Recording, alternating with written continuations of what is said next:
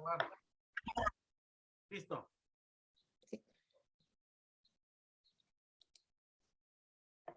Entonces, pues buenos días, buenas tardes, compañeros y doctores. Pues nosotros vamos a presentarles el órgano de páncreas y vamos a comenzar con la anatomía, fisiología y histología.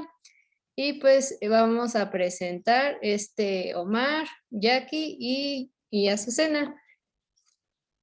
Primero, pues vamos a empezar con la anatomía y como generalidades del páncreas, pues vamos a tener que es un órgano que va a ser anexo al tubo digestivo, va a ser catalogado como una glándula mixta y va a tener un color blanco rosado.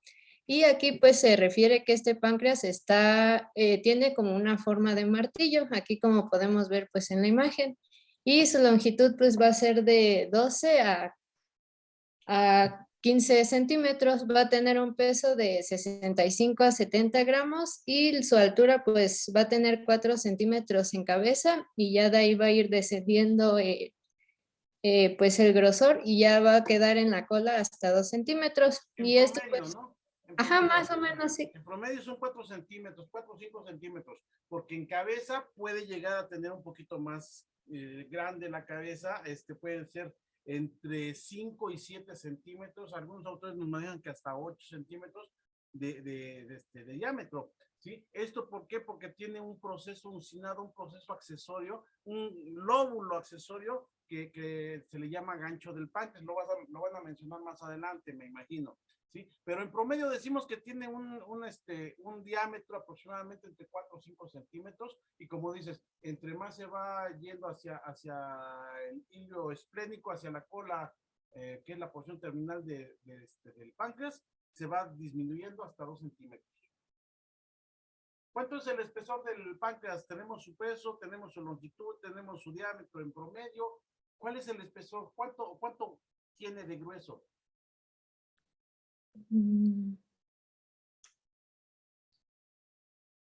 No se me espanten, si no ven No, es no que sí, venían. ese sí me faltó, doctor. Son aproximadamente entre 2 a 3 centímetros, depende también dónde lo estemos estudiando. En la porción de la cabeza es un poco más grueso, en la porción del cuello llega a hacerse más estrecha ese grosor, ese espesor del páncreas, y en promedio podemos decir que tiene aproximadamente 2.5 o 3 centímetros de espesor. ¿Ok? Bien. ¿Qué más, Bueno, hija? sí, gracias, doctor. Entonces, pues igual vamos a tener que se va a dividir en 4 partes. Vamos a tener primero pues nuestra cabeza. Sí se ve mi cursor, ¿verdad? Sí. Sí. Bueno. Después vamos a tener nuestro cuello, después el cuerpo y ya por último la cola. Como ubicación, pues vamos a tener que se va a ubicar en nuestra cavidad abdominal. Va a ser un Espérame, órgano. Azucena, regrésame al anterior. Sí, doctor. Si ustedes se fijan, aquí les marca de divisiones del páncreas, les marcan 4. Y si se fijan en la parte inferior de la cabeza del páncreas, nos están poniendo un proceso uncinado, que ese es el que se considera como gancho del páncreas o lóbulo accesorio del páncreas, ¿sí? En la mayoría de las anatomías se considera como parte de la cabeza del páncreas. Entonces, por si se los llegasen a preguntar, por eso se los colorean aquí de otro tono de morado, para que lo diferencien ustedes. Es el proceso alucinado o gancho del páncreas. Es una relación muy importante que tenemos, porque este gancho del páncreas se va a relacionar directamente con los vasos mesentéricos superiores.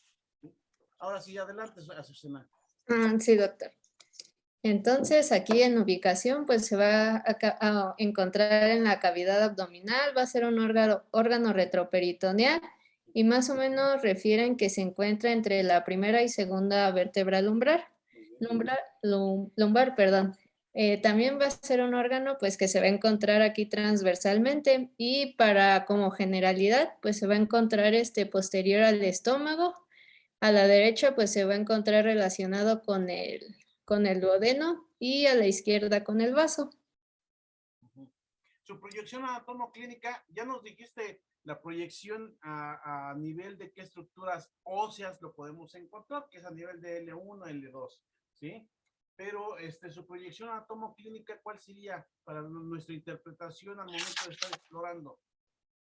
Bueno, es que yo encontré que, bueno, no sé si se Sara refiere nos está a esto. levantando la mano, yo creo que Sara tiene la respuesta. A ver, sí, dinos, Sara. En el epigastrio.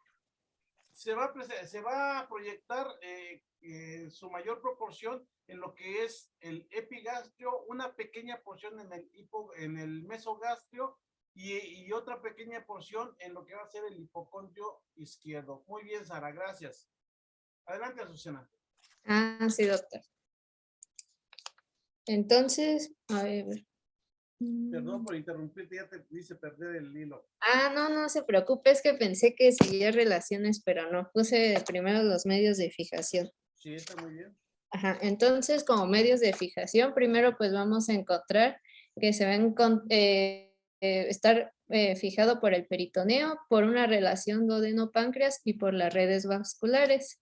¿Las vas a describir cada una de ellas? Sí, ¿verdad? Sí, doctor, sí. Nada más que porque me confundió un poquito y no le entendí muy bien. Ahorita te apoyamos, tú empiezas a exponerlo. Bueno, entonces pues vamos a tener que aquí por decir el páncreas, pues más o menos en su borde inferior, pues va a empezar la raíz del mesocolon transverso. Entonces, pues aquí se va a dividir en una región supramesocólica y una inframesocólica. La parte supramesocólica pues va a estar dividida en dos y va a estar dividida por la inserción del ligamento gastrocólico y con una parte derecha, aquí se va a aplicar la hoja anterior del mesodeno y aquí se va a formar una fascia que va a ser llamada la fascia preduodenopancreática supracólica y por decir en la parte izquierda va a corresponder a la mayor parte de la glándula. También pues vamos a tener que en la porción inframesocólica pues va a corresponder a la gran cavidad peritoneal y va a comprender sobre todo por la porción inferior de la cabeza y es lateromesentérica derecha y por delante de la cual se va a dosar el mesocolon ascendente y aquí se va a formar la fascia preduodenopancreática que pues va a ser relacionada con la inframesocólica. Y después a nivel de la cola pues se van a encontrar se va a formar el ligamento esplenocólico y aquí pues van a desprender dos hojas que la van a separar hacia arriba y por decir pues vamos a encontrar una hoja anterior y aquí va a estar situada en la cavidad de los epiplones y va a llegar hasta el hilo del vaso y se va a continuar hacia adelante como hoja posterior del ligamento gastroesplénico, perdón. ¿Tenemos alguna imagen que nos pueda ilustrar, Azucena? Permítame, es que creo que ya se me... ¿Qué cree que de aquí? Es que como no tengo así los libros para poder sacar las imágenes, no encontré una No muy te bien. preocupes, regrésame tu diapositiva donde tenemos las imágenes del páncreas en la cavidad abdominal. Sí. Era una o dos diapositivas atrás. Esta nos sirve. ¿Esa le sirve? Sí. Sí, la anterior. No, otra, para adelante. Dos adelante. ¿Esa? Sí. Esta nos sirve. Fíjense ustedes, aquí estamos viendo nosotros en una vista anterior, como si hubiéramos quitado la pared abdominal anterior, ¿sí? Entonces vamos a ver, hola, buenas tardes a los que acaban de ingresar. No se preocupen, díganle a Mitzi que no hay problema, ¿sí? Entonces, vamos a ver nosotros la relación que guarda con todas las estructuras. Si ustedes se fijan, las estructuras que están tanto inmediatas como mediatas a nuestro páncreas, pues van a guardar una relación muy estrecha entre sí, ¿sí? Vemos cómo está la disposición de nuestro órgano, que tiene forma de martillo, que va a tener una posición, decimos que es anteroinferior con trayectoria superoposterior. No sé si me explique como lo estoy diciendo, o sea, está colocado dentro de la cavidad abdominal en una forma oblicua, de abajo hacia arriba, de adelante hacia atrás, ¿sí? Y de derecha hacia izquierda. Así es como lo vamos a ubicar nosotros.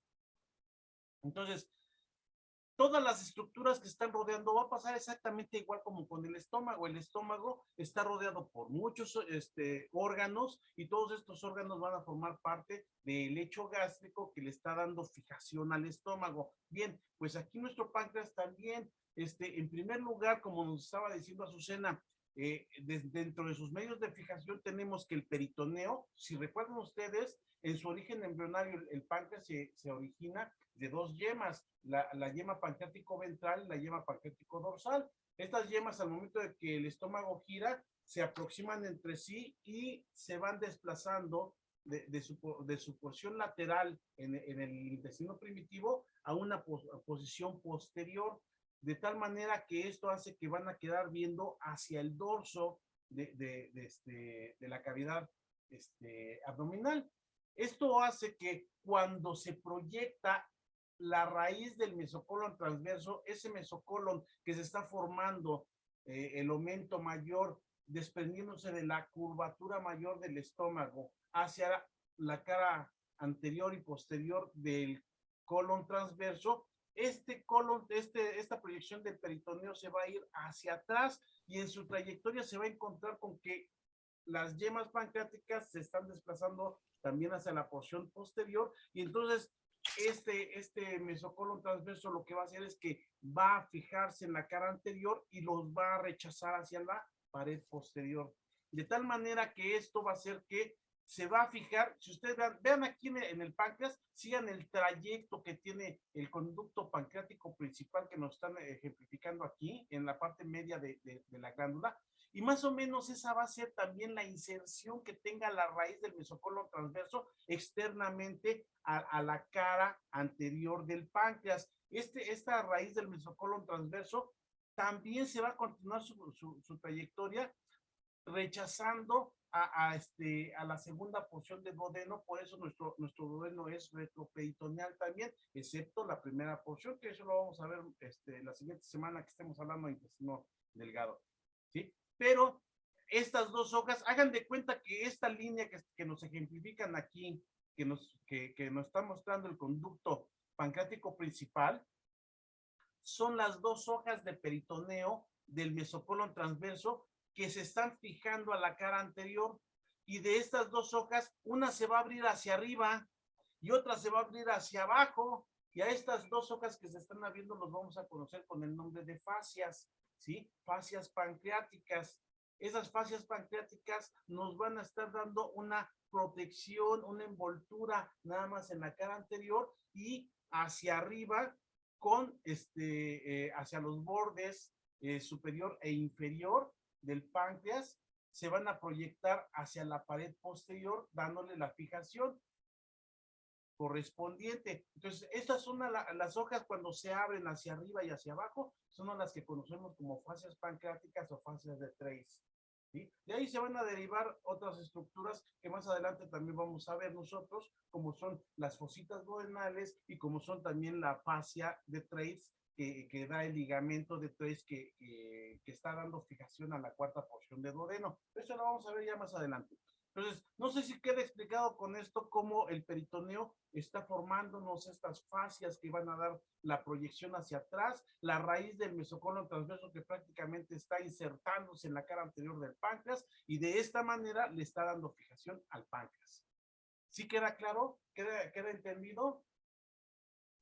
Doctor, yo tengo una duda. Entonces, fíjense, a pesar de que no tenemos una imagen que nos esté ejemplificando esta situación, vamos, pues tenemos otras imágenes anatómicas que nos pueden servir si nos acoplamos a las imágenes que tenemos a la mano.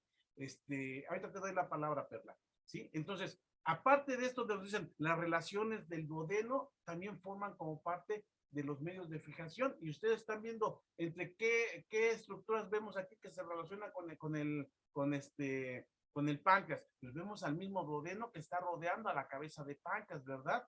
estamos viendo a los vasos mesentéricos, a la porta, estamos viendo a la aorta que está pasando por detrás, y obviamente pues aquí ya nos quitaron otras estructuras como es el hígado, como es la vesícula biliar, como es el estómago, que también guardan una relación muy estrecha con el páncreas, y que estos forman parte de esa prensa abdominal que está ejerciendo una presión sobre el órgano que estamos ahorita en estudio, que es el páncreas, ¿sí? Y obviamente nos dice después Azucena, también tenemos redes vasculares que le está dando esa fijación al órgano, y vemos obviamente aquí específicamente en este esquema, estamos observando nosotros tanto a la porta, estamos viendo también a la aorta, estamos viendo al tronco celíaco, estamos viendo a los vasos mesentéricos superiores, la relación que guardan con el órgano, que en relación van a ser una red que va a estar rodeando al páncreas y que le va a dar fijación. Sí, Perla, perdón. Sí, doctor, es que tengo una duda. No me quedó muy claro. ¿Las fascias entonces derivan del mesocolon transverso? Sí, son las dos Ah, hojas. Una vez de que ya se insertan en la cara anterior del páncreas, sí me entiendes esa parte de que tomamos esta imagen que tenemos aquí del páncreas como la cara anterior, y que lo que nos ejemplifican como el conducto pancreático principal lo íbamos a tomar como si fuera la raíz del mesocolon transverso, ¿verdad? Eso sí me lo sí, entiendes doctor. ahí. Entonces dijimos, este conducto que nos ejemplifica aquí, vemos nosotros como si fueran dos hojas, una superior y una inferior, que se están insertando. Esa es la raíz del mesocolon. Una vez de que se insertan, la superior se abre hacia arriba como si estuviéramos recubriendo. ¿Han visto cuando envuelven ustedes un regalo con celofán, ¿sí? O con papel para envolver, que se lo ponen desde arriba y que la hoja la quieren desplazar hacia abajo? La hoja del papel envuelve la parte de arriba del regalo, y después la doblamos para que se proyecte hacia la base de la mesa donde tenemos nuestro regalo depositado, ¿verdad? Lo asemejen más o menos así este órgano, ¿sí? Cuando estas hojas se abren, así como lo estoy explicando ahorita, cuando se abre una hacia arriba y otra hacia abajo, ya deja de llamarse mesocolon transverso. Ya ahora le vamos a llamar fascias. Son las fascias pancreáticas o fascias de Treitz. No sé si queda más claro así Perlita. Sí, doctor, muchas gracias. Sí, Andrés. Adelante, Azucena, continuemos. Sí, doctor, gracias. Entonces, después, pues, bueno, esto ya nos ayudó el doctor. Y aquí, pues, la relación duodeno-páncreas. Bueno, aquí, pues, yo más o menos le entendí por decir que va a tener la relación gracias a los conductos excretores que se conectan aquí en la cara interna del duodeno. Y, pues, Perdón, qué ahorita... bueno que lo mencionas. Ese es otro de los medios de fijación que también tenemos, no nada más las formaciones peritoneales, no nada más la prensa abdominal, no también las vascularizaciones, también el sistema de conductos del páncreas también forma parte de esos medios de fijación, como lo está diciendo ahorita Azucena. Adelante, Azucena, perdón por interrumpirte. Sí, no se preocupe, doctor. Gracias. Entonces, aquí después, pues vamos a tener, como ya igual nos había mencionado el doctor, pues un proceso unciforme. Y aquí pues va a ser esta proyección que se dirige hacia atrás y hacia abajo del páncreas. Y pues aquí igual lo que permite que exista esta relación es que el páncreas pues va a ser un órgano fiable, que pues se va a tener como esa capacidad de poder como aquí como lo vemos por decir que como que se está encajando a la estructura que tiene el intestino. Perdón, Azucena. Sí. Friable significa, es un término que utilizamos para decir que el órgano es moldeable y que es fácilmente, ¿cómo se llama?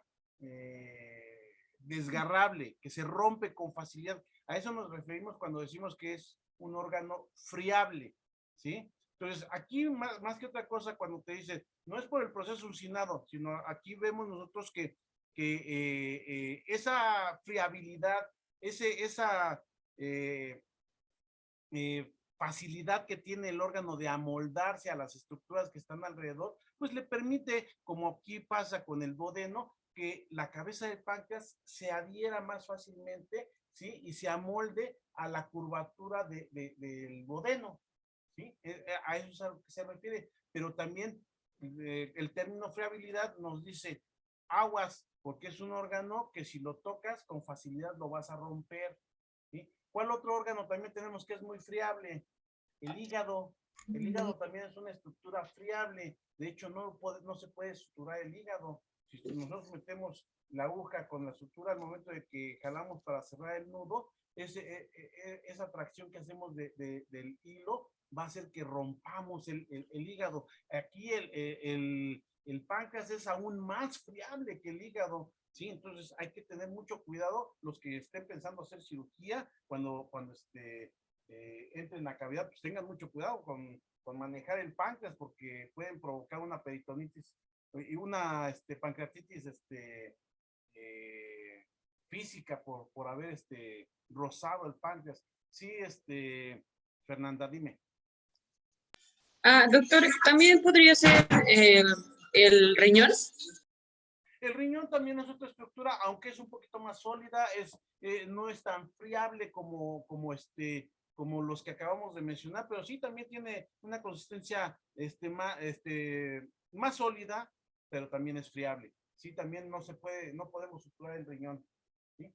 Muy bien, gracias, Fer. ¿Algo más, Azucena? No, ya sería todo de aquí, de esta parte, doctor. Ok.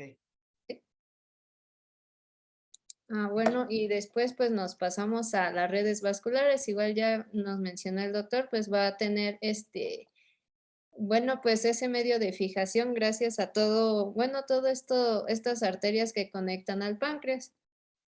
Sí, y por decir, pues vamos a seguir con las relaciones y aquí la vamos a dividir en cabeza, en cuello, en cuerpo y en cola. Primero vamos a tener a la cabeza y en su cara anterior pues se va a insertar la raíz del mesocolon transverso y aquí pues como que ya la se vemos, puede, fíjate, ajá, sí tenías una imagen, aquí sí, se está me la pasó raíz del decirle, mesocolon. doctor. Ok. Bueno, ya la tenemos aquí, la podemos ver. Entonces aquí pues ya vamos a tener nuestra porción supramesocólica y una inframesocólica. En la supramesocólica pues se va a relacionar con el lóbulo del hígado y en la inframesocólica pues con el mesocolon transverso y con algunas asas intestinales. También vamos a tener que en su cara posterior pues va a estar la porción retropancreática del colédoco y la fascia de Treitz y a través de la cual pues igual se puede relacionar aquí en la imagen con la celda renal derecha y con sus vasos renales derechos. Y pues igual como habíamos dicho, pues a la derecha pues se va a estar relacionada con el duodeno. En el cuello, pues en su cara anterior, pues va a estar en nuestro estómago y se va a estar relacionado con el píloro. Y en una cara posterior, pues va a estar relacionado con la formación de la vena porta. En nuestro cuerpo, pues vamos a tener que en una cara anterior, pues se va a estar relacionada con la transcavidad de los epiplones y a su vez, pues igual va a estar relacionada con la cara posterior del estómago. En la cara posterior, pues va a estar relacionada con la fascia de coalescencia retropancreática y también se encuentra relacionada a su vez con la aorta abdominal, la raíz de la vena renal izquierda y la arteria mesentérica superior. Y aquí pues es donde se forma igual una pinza aórtico-mesentérica. Y aquí por decir igual en su borde superior se va a relacionar con el plexo solar, con ganglios y con el tronco celíaco. Y en su borde inferior pues va a estar la inserción del mesocolon transverso. Aquí en la cola, pues en una cara anterior y posterior, pues se va a estar relacionada con el epiplón pancreático esplénico y en su cara anterior, pues va a estar relacionada con la transcavidad de los epiplones y en su cara posterior va a estar relacionada aquí, pues con nuestro riñón izquierdo. Bueno, aquí como constitución anatómica, pues vamos a tener que va a ser una glándula de secreción externa y aquí pues se va a estar conformada con acinos glandulares y con su conducto excretor, pero pues igual ya más adelante nos lo van a explicar. Y también va a tener una glándula de secreción interna y aquí está pues conformada por nuestros islotes pancreáticos que se van a encontrar entre los acinos y se encuentran rodeados de una red vascular. En su constitución anatómica pues igual vamos a tener que está formada con conductos. Aquí pues el principal va a ser el conducto de Wilson o también llamado conducto pancreático principal. Este pues va a comenzar aquí desde nuestra cola y aquí pues se va siguiendo el trayecto hasta por el cuerpo hasta nuestra cabeza y aquí pues va a desembocar en la ampolla de váter. Este conducto va a tener una longitud de más o menos 15 centímetros y va a tener una medida de 3 milímetros. Bueno, aquí como habíamos dicho, pues este va a, ay, perdón. Bueno, va a desembocar aquí en nuestra ampolla de váter y este a su vez pues va a estar regulada por un esfínter de músculo liso y este músculo liso va a estar relacionada con, bueno, este esfínter se va a llamar esfínter de la ampolla hepatopancreática o esfínter de Oddi. Aquí ahorita más adelante tengo una imagen donde sí se aprecia más como la formación del esfínter.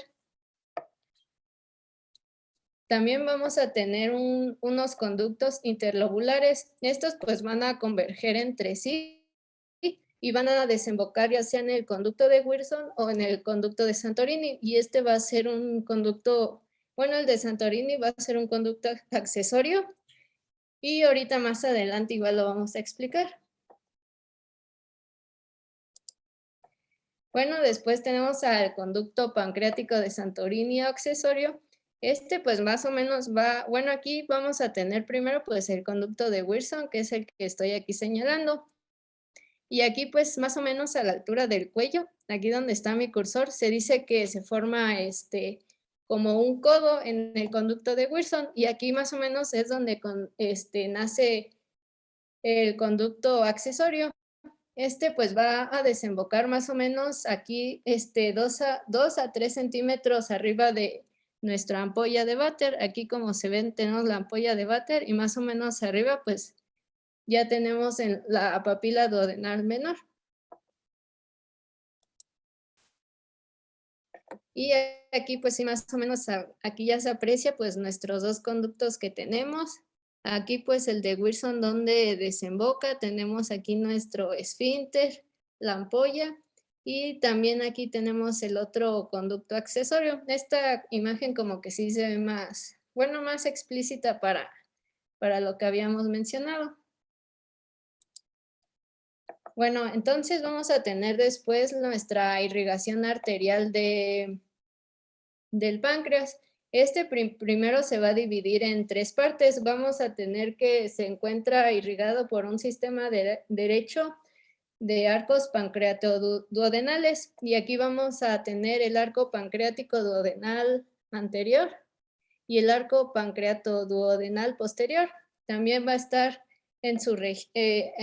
bueno, a la mitad una región media y esta va a ser la arteria pancreática dorsal y por un sistema izquierdo va a estar irrigado por una arteria esplénica, una pancreática mayor y una arteria pancreática dorsal.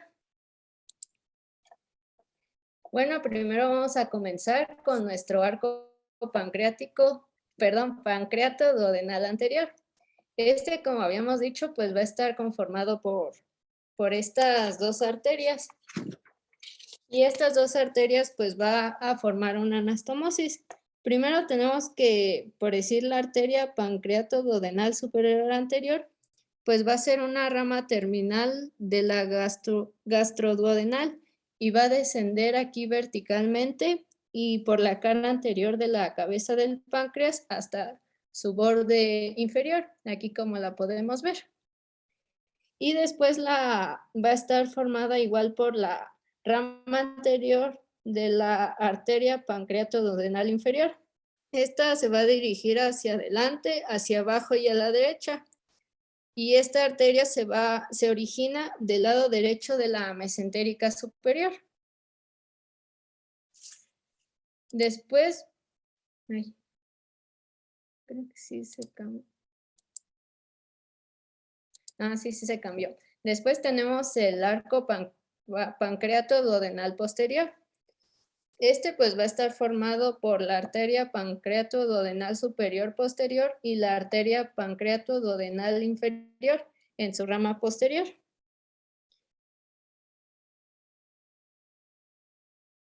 Bueno, esta arteria pancreato duodenal superior posterior va a ser una rama colateral de la arteria gastroduodenal.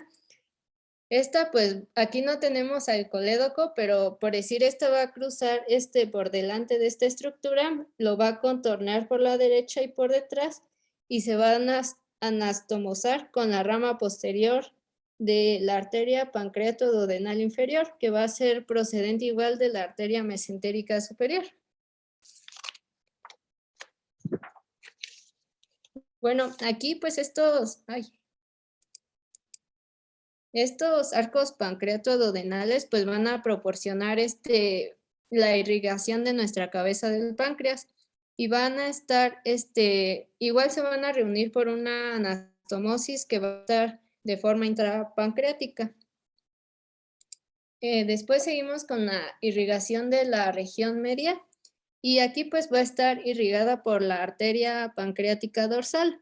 Esta pues va a descender verticalmente. Aquí, bueno, aquí ya la tenemos. Aquí está subrayada.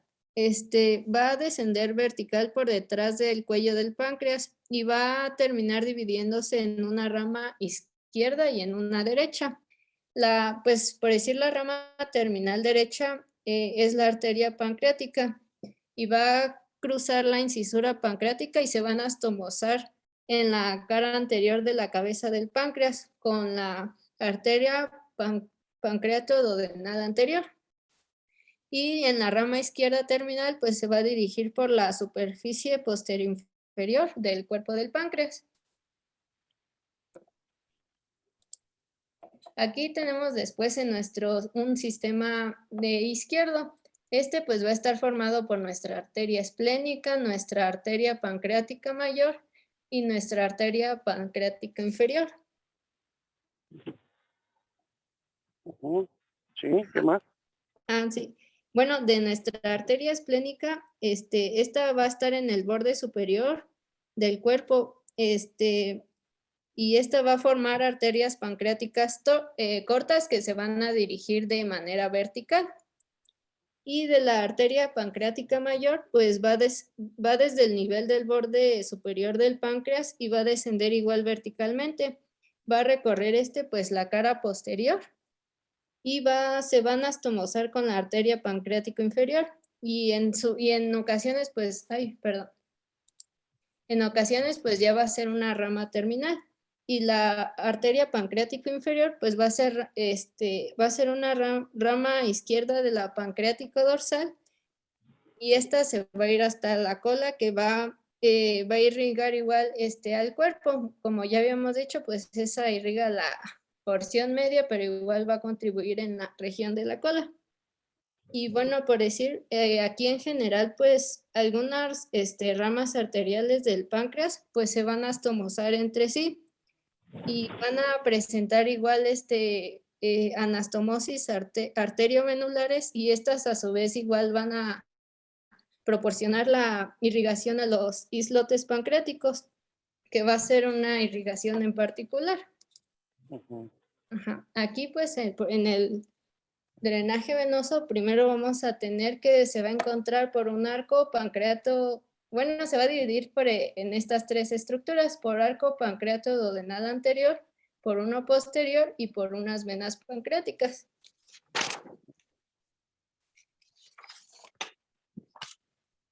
Bueno, aquí en nuestro arco pancreato duodenal anterior, pues esta vena se va a unir a la gastroepiploica derecha con la vena mesentérica superior.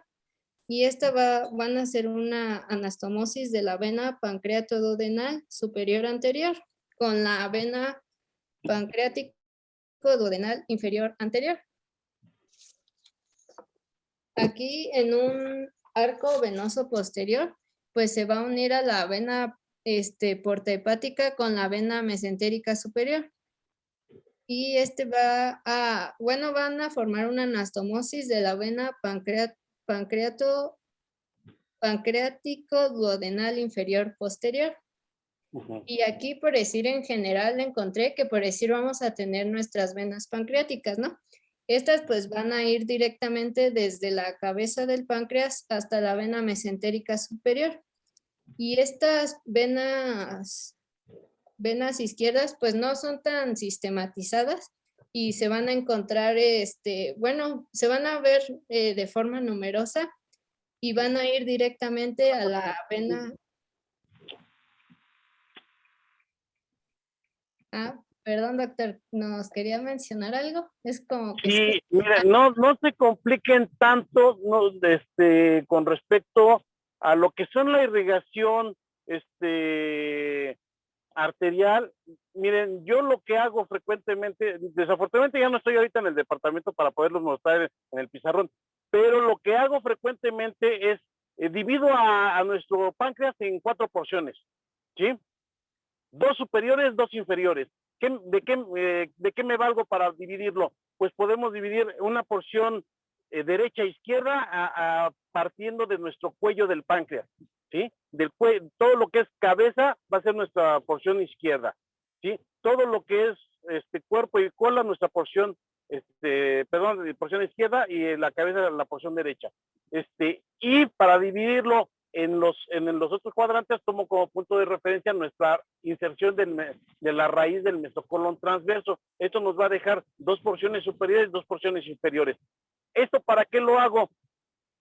El cuadrante superior derecho va a estar irrigado por las pancreático-duodenales superiores, ramas de la hepática, ¿sí?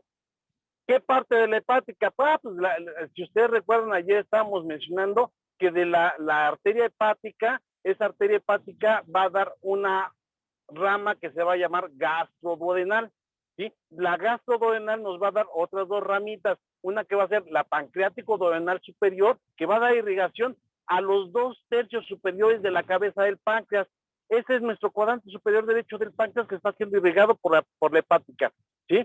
La otra arteria, pues obviamente es la gástrica derecha que nos va a derivar en dar la irrigación del estómago, tanto en su curvatura menor como en su curvatura mayor, ya que de ahí se va a derivar lo que es la gástrica derecha común, que se va hacia la curvatura menor del estómago, y la gastroepiploica del lado derecho, que va a dar irrigación a la curvatura menor y al epiplón. Bueno, pero ahorita quien nos interesa es cabeza de páncreas. Ya dimos la irrigación a la porción superior, al cuadrante superior que estábamos dividiendo del páncreas. Sí me están siguiendo, ¿verdad? Sí se lo están imaginando. O aquí en el esquema que tenemos ahorita, pues más o menos vayan viéndolo ustedes, dividiéndolo así como les estaba diciendo, en 4 partes el páncreas. Pues los 2 tercios superiores por las pancreático-duodenales. ¿De dónde surgieron estas? Pues surgieron de la arteria hepática, así como lo describimos hace un momento, ¿sí? La parte inferior de la cabeza de páncreas, ¿de dónde va a derivar? Si ustedes recuerdan, el cocinado está prácticamente sostenido. Y obviamente de los vasos mesentéricos.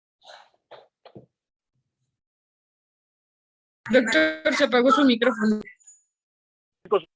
A la mesentérica, la arteria mesentérica superior, y esa arteria mesentérica superior, de ahí va a darnos unas ramas que se van a encargar de dar irrigación al tercio inferior de la cabeza de páncreas, ¿sí? Son las pancreático-duodenales inferiores. Entonces ya con eso estamos dando la irrigación de nuestra cabeza de páncreas. ¿Qué nos falta? Pues el cuadrante superior izquierdo y el cuadrante inferior izquierdo, que son cuerpo y cola de páncreas en su porción superior y en su porción inferior. ¿Quién les da irrigación? Pues a través, como estaba diciendo hace un rato, a través del tronco celíaco, que se va por el borde superior de la cabeza de páncreas, va a surgir un vasito que se va a llamar arteria magna. Esa arteria magna nos va a dar 2 ramificaciones. una que va a ser para darnos la irrigación de la pared posterior, de la cara posterior de cuerpo y cola de páncreas, y otra que va a dar irrigación a la cara anterior de cuerpo y cola de páncreas, ¿sí? A través de esta arteria magna. Entonces, de ahí vamos a dar la irrigación y estas se van a llamar pancreáticas superiores. Ahora, la porción inferior, ¿quién la va a irrigar? Pues también a través de la arteria mesentérica superior, que está por ahí abajito, a un ladito en el proceso uncinado, pues también nos da ramas izquierdas que van a dar la irrigación de la porción inferior de ese cuadrante inferior izquierdo del páncreas, y van a ser las pancreáticas inferiores. Entonces, de esta manera ya tenemos nosotros la irrigación de todo lo que es el órgano, de todo lo que es los 4 cuadrantes que le estaba mencionando, que yo lo hago así de esta manera para facilitarme la descripción de la irrigación del páncreas. Ahora, el drenaje venoso, ¿cómo se da el drenaje venoso? Muy fácil, son los vasos homónimos ahora en venas con respecto a las arterias, ¿sí? Entonces, si teníamos pancreáticos duodenales superiores, ahora vamos a tener venas pancreáticos duodenales superiores. ¿Estas hacia dónde van a drenar? Pues tendrían que estar drenando hacia lo que vendría siendo el vaso homónimo de la arteria hepática, nada más que no tenemos vaso homónimo de la arteria hepática. ¿Hacia dónde se dirigirán entonces estas? Pues estas se van a dirigir hacia la cística, hacia la vena cística, que está dando drenaje venoso de lo que es ¿cómo se llama? El sistema biliar, y se va a ir directamente esta arteria cística a hacer una afluente directa de la porta. El tercio inferior de la cabeza de páncreas, o sea, el cuadrante que veíamos que quedaba hacia abajo, conjunto con su proceso inclinado, pues van a ser también las venas pancreático-duodenales inferiores. ¿Hacia dónde van a drenar? Pues hacia la vena mesentérica superior, que está ahí cerquita, ¿de acuerdo? Y entonces, ahí ya drenamos toda nuestra cabeza a través de sus vasos homónimos, que son las venas pancreático-duodenales, tanto superiores como inferiores. Ahora, del lado izquierdo, cuerpo y cola del páncreas, la porción superior, ¿quién lo va a drenar? Ciertamente ese esquema está muy bueno, ¿eh? El diagrama que me pusiste, porque no es un esquema, ese diagrama está muy bien, ¿sí? La vena esplénica ya no viene por el borde superior del páncreas como pasa con la arteria. Ahora la vena esplénica se viene describiendo una trayectoria oblicua por la cara posterior de cola y cuerpo de páncreas, y de esta manera va a llegar hasta el cuello del páncreas, donde va a formar una anastomosis, se va a ver una confluencia ahí con la mesentérica superior. Ojo, es pregunta de examen, ¿sí? ¿Dónde, a qué nivel se llega a formar la confluencia de la vena esplénica con la mesentérica superior para formarnos la vena porta? Se forma en la cara posterior del páncreas a nivel del cuello, ¿sí? Ahí se unen, forman esa confluencia, esa anastomosis, y se va a originar nuestra vena porta, que esta ya obviamente se va a dirigir hacia el interior del hilo hepático para ingresar a los lóbulos derecho e izquierdo del hígado, ¿ok? Entonces, aquí lo importante es que entonces nuestras pancreáticas venas del lado superior, ¿hacia dónde van a drenar? Pues hacia la esplénica. Y las pancreáticas inferiores, ¿quién las originó inicialmente? Las arterias, pues las originó la arteria mesentérica superior. Entonces, las pancreáticas superiores se dirigen hacia la vena esplénica, pero las pancreáticas inferiores, como su origen fue a través de la mesentérica inferior, las pancreáticas inferiores se van a ir hacia la vena mesentérica superior. Y finalmente estas dos venas, ¿sí? Tanto la mesentérica superior como la vena esplénica, pues van a confluir para formarnos esa vena porta que va a ingresar al hígado. ¿Sí queda entendido? Sí, Sí, doctor. doctor. Ah, miren, aquí ya nos pusieron cómo se va a formar la vena porta. Sí, ahí, perdón, es que como vengo manejando, no me cuesta trabajo voltear a ver, pero bueno, ya ahí tenemos unos esquemitas que nos están poniendo, unos diagramas que no, son muy buenos para poder seguir la charla. Adelante, Azucena. No eres Azucena, ¿verdad? Eres esta... Ah, no, sí, soy Azucena. ¿Qué, Azucena? Ah, Ajá, adelante, Azucena, por favor. Perdón, perdón, Sí, Eduardo. sí, de hecho, estos esquemas los estoy proyectando yo, doctor. Era Ah, básicamente, mira. sí, Oh, qué bueno que lo estás proyectando tú, Eduardo. Yo pensé que eran de ellos. sí, Adelante, entonces. sí, nada más de rápido es muy sencilla la irrigación, bueno, la vascularización e inervación realmente es muy sencilla. Y realmente, como dice el doctor, si dividimos al páncreas en 4 cuadrantes, tomando como referencia el cuello del páncreas para dividir la cabeza, el cuerpo y la cola, pues de esta manera nosotros podemos dividir a nuestro páncreas, ¿no? Decía el doctor que un punto de referencia para dividir la cabeza en una mitad superior y en una inferior, pues tomamos como base la ámpula de Vater, ¿no? Y la papila duodenal mayor. Y para tomar como referencia, para dividir una mitad superior e inferior de cuerpo y cola, tomamos como referencia ese aumento pancreático esplénico, ¿no? Que le está dando unión a la cola del páncreas con el vaso. Bueno, entonces, dice el doctor, aquí tenemos los 4 cuadrantes, ¿no? Entonces, así a grosso modo, la mitad superior de cabeza, cuerpo y cola los van a irrigar ramas del tronco celíaco, mientras que la mitad inferior de cabeza, cuerpo y cola los van a irrigar ramas de la arteria mesentérica inferior, y aquí lo podemos ver, ¿no? Entonces, vean que, acuérdense que nosotros vimos en irrigación tres troncos, 3 ramas, tronco celíaco, la mesentérica superior y la mesentérica inferior. Bueno, la mesentérica inferior no la vamos a ocupar en este momento, la vamos a ocupar solamente tronco celíaco, mesentérica superior. Fíjense muy bien. Recuerden muy bien que el tronco celíaco se derivan tres troncos principales. Aquí lo vemos en la pantalla. ¿Sale? Esta imagen del néter que están viendo. Aquí vemos el tronco celíaco donde está mi puntero. Y aquí abajo vemos a la arteria mesentérica superior. Ahorita vamos para allá. Entonces, del tronco celíaco, recuerden que salen las 3 ramas principales, que es la gástrica izquierda o coronaria estomáquica, que esta nos ayudó a irrigar estómago, cosas que ya no vamos a ver. La otra es la arteria hepática y la tercera y última es la arteria esplénica. Vean que la arteria hepática se dirige hacia la derecha, la arteria esplénica se dirige a la izquierda y de aquí de la arteria hepática, esta se va a dividir, vámonos primero por la arteria hepática para ver cabeza. Entonces, la arteria hepática común se divide en una arteria hepática propia, ¿vale? La cual se va a ir al hilo hepático, por ahí va a salir la arteria cística que vimos ayer, y la gastroduodenal que se va hacia abajo.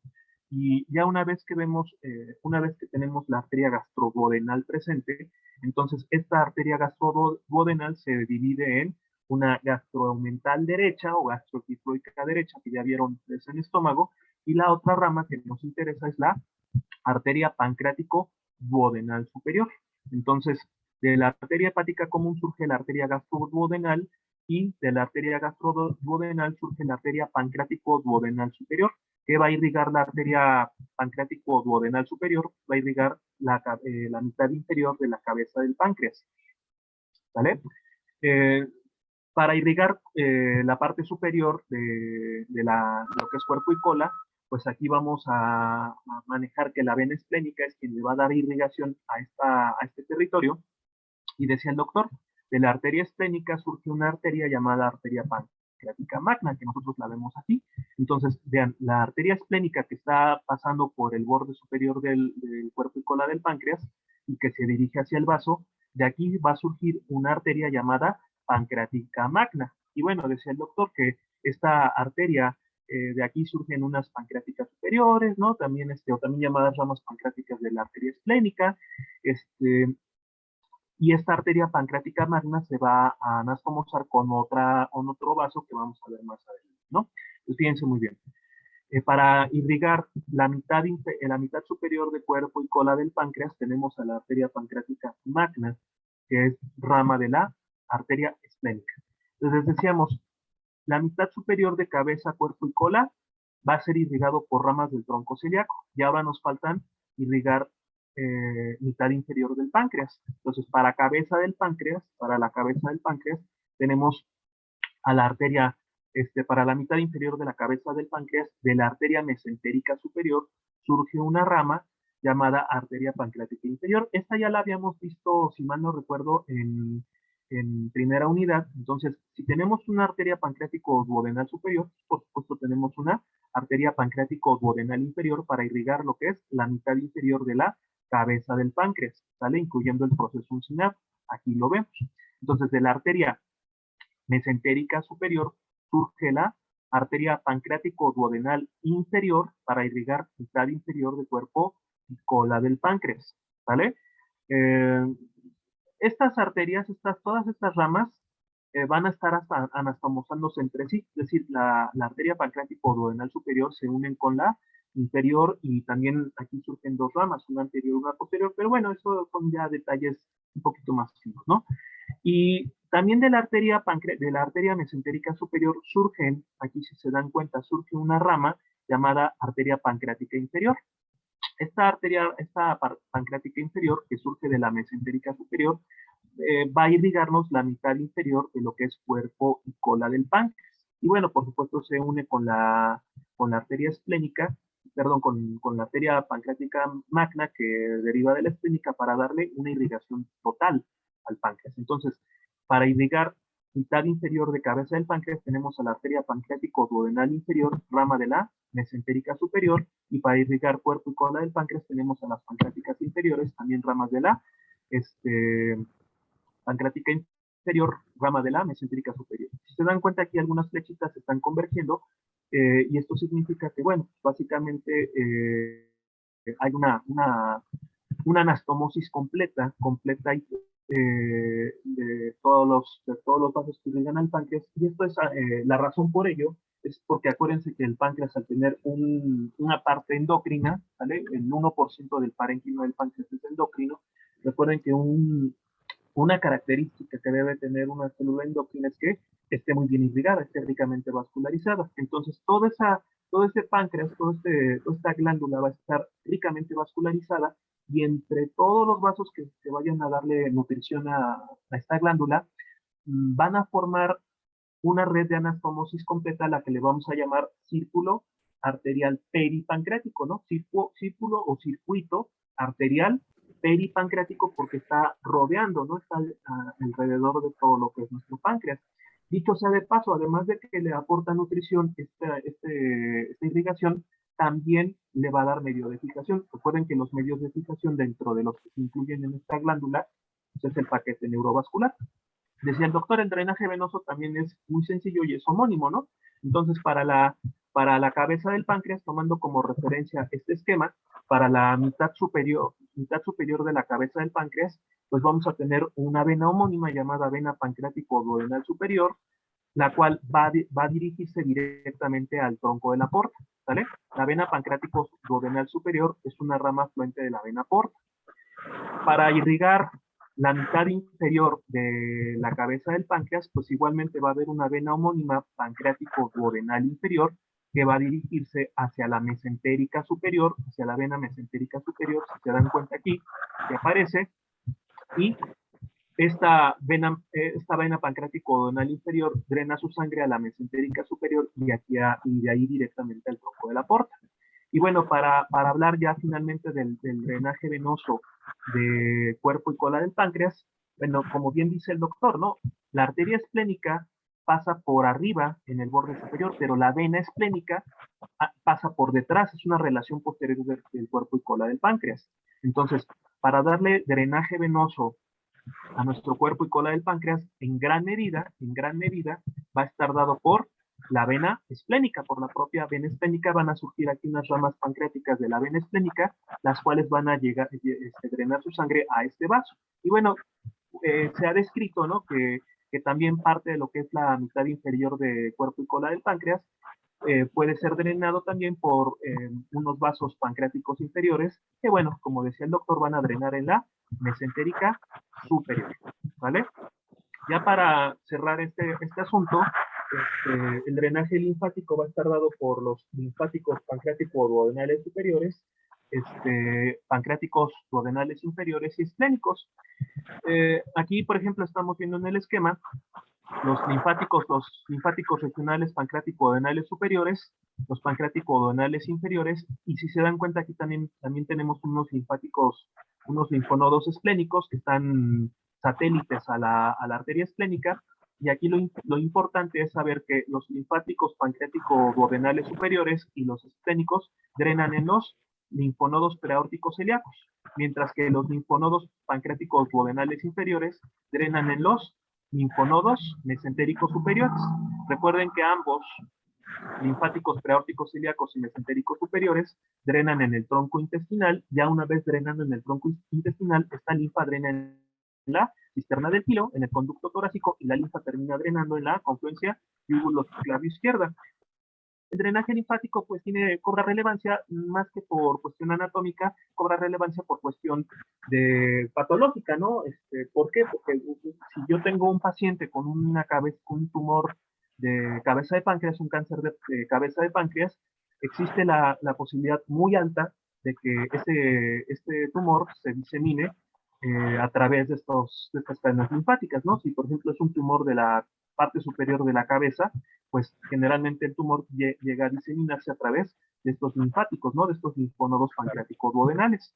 Recuerden muy bien, así en forma general, los vasos que van a irrigar y drenar en venas, ¿no? A la cabeza del páncreas son los pancreáticos duodenales, tanto superiores como inferiores. ¿Por qué? Pues porque acuérdense que anatómicamente la cabeza del páncreas está fija al duodeno.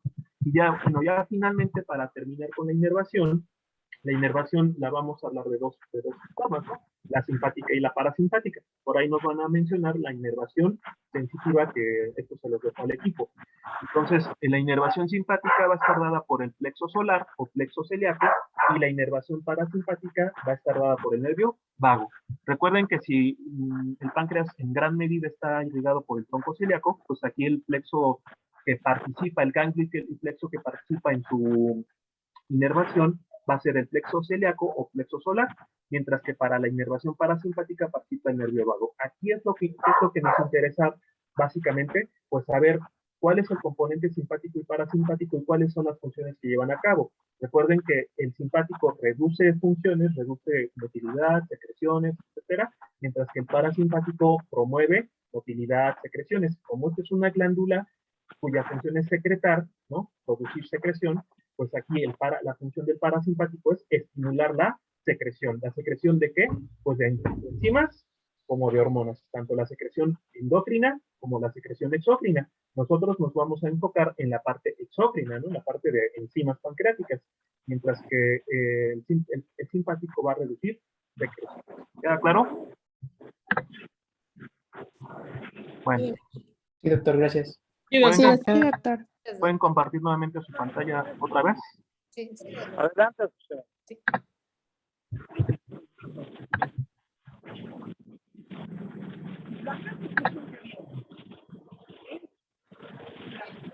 Doctor, entonces del drenaje me lo salto o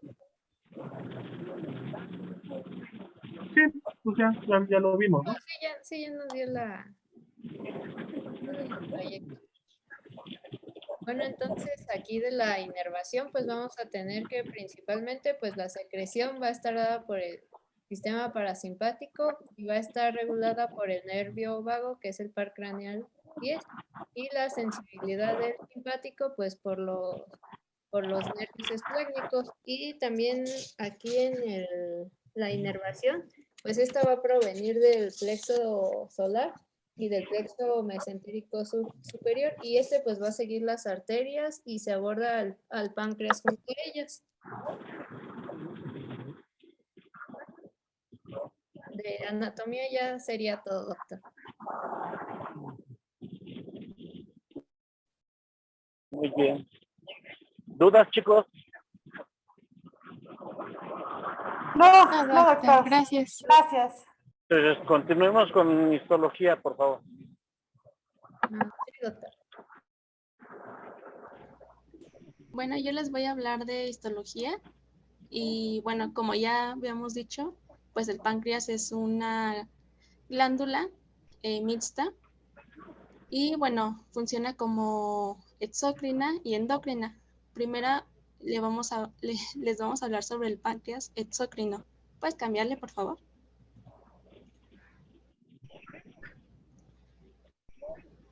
En primera instancia, el páncreas exócrino es la encargada de la producción diaria de alrededor de 1.500 mililitros de un líquido alcalino rico en iones de bicarbonato. Este dato lo saqué del ROPS. Ya vemos que pues cambian las cantidades, ¿no? Pero en el páncreas exócrino, la unidad de secreción, la célula funcional del páncreas exócrino es el acino.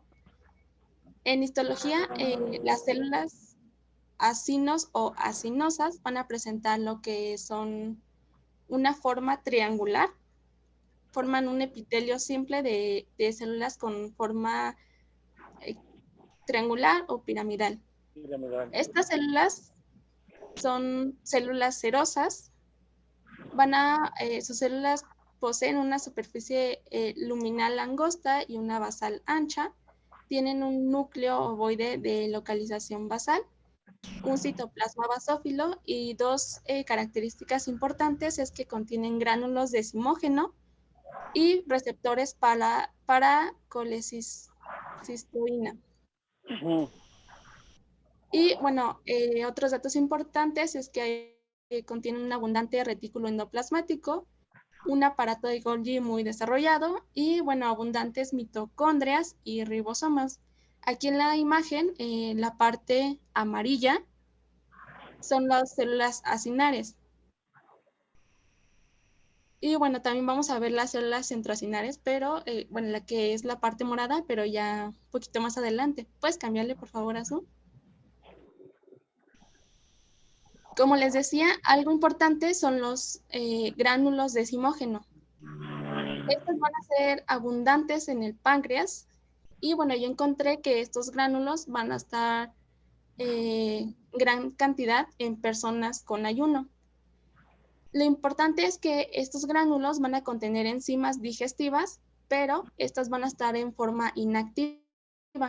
Algunas enzimas pancreáticas que están contenidas en estos gránulos son, por ejemplo, las endopeptidasas proteolíticas, como el tripsinógeno, el quimotripsinógeno, y enzimas exopeptidasas proteolíticas, como la procarboxipeptidasa, la proaminopeptidasa, enzimas amilolíticas, como la amilasa, algunas enzimas lipasas, algunas enzimas nucleolíticas como la desoxiburronucleasa y la ribonucleasa. Ribonucleasa.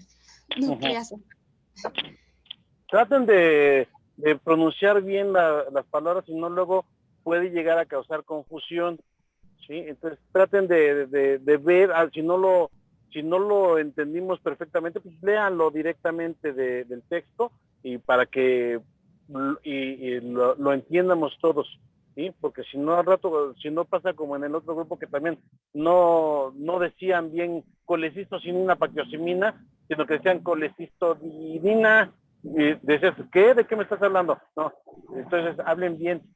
Si decimos sinina o quinina, no importa, los dos términos se refieren a movimiento. Lo mismo pasa ahorita aquí. Si hablamos de una enzima proteolítica que va a actuar sobre ácidos ribonucleicos o del ácido desoxirribonucleico, pues entonces son enzimas nucleótidas, ¿sí? Entonces hablemos de ribonucleasas o de desoxirribonucleasas, ¿sí? ¿De acuerdo? Sí, doctor. Adelante, ya. Adelante. Como ya les había dicho, estas enzimas se encuentran de forma inactiva en los gránulos y solo se van a activar después de alcanzar lo que es la luz del intestino delgado. También encontré algo interesante y es que la secreción de las enzimas van a variar según la dieta de la alimentación, que diga la dieta alimenticia.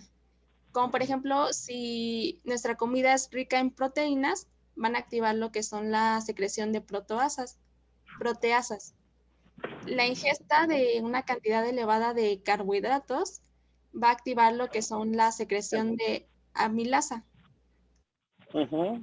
Y bueno, como les decía, la hormona colecistocinina va a estar producida por células enterócrinas, pero de la mucosa del duodeno, y esta hormona se va a unir a receptores de las células acinares para estimular la liberación de estos gránulos de decimógeno.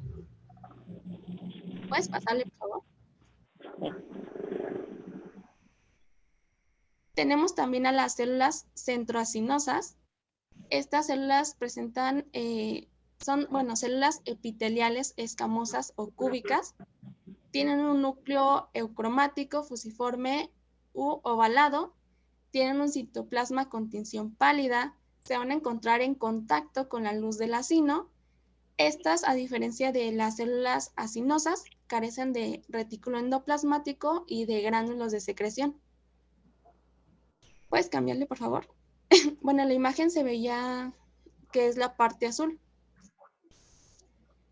Ahora vamos a hablar del sistema de los conductos del páncreas exócrino. Las células centroacinosas se van a continuar con las células del conducto de Bol o los conductos intercalares. Estos conductos intercalares van a ser cortos y a su vez van a drenar en lo que son los conductos colectores intralobulillares. A su vez, estos conductos intralobulillares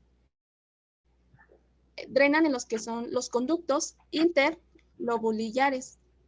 Estos van a estar revestidos por un epitelio cilíndrico y también podemos encontrar aquí células enteroendocrinas y células caliciformes. A su vez, estos conductos interlobulillares van a drenar o van a desembocar en lo que es el conducto pancreático principal o de Wirsung. ¿Puedes cambiarle, por favor?